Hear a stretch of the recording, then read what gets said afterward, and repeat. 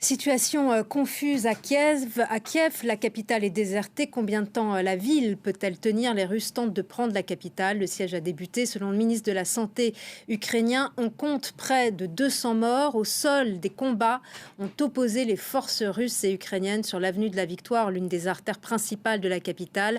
Les habitants ont passé la nuit dans des abris. On retrouve tout de suite Clovis Casali, notre envoyé spécial. Quelle est la situation? Les Ukrainiens sont prêts à se défendre et à résister?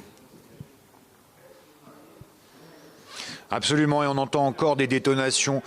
Aujourd'hui, la nuit a été très compliquée. Pour la première fois, on a entendu des tirs nourris ici depuis le centre-ville de Kiev. Nuit très compliquée, les sirènes ont retenti et bien sûr les Ukrainiens se sont rués dans les abris souterrains pour se protéger des bombardements aériens russes possibles.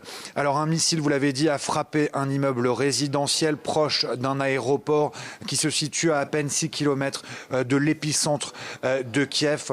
On ne connaît pas encore le nombre de victimes ni le nombre de blessés. Les Ukrainiens disent aussi qu'à 30 km de la capitale, eh bien, il y a des combats violents entre les soldats ukrainiens et les troupes russes au sol, des parachutistes russes.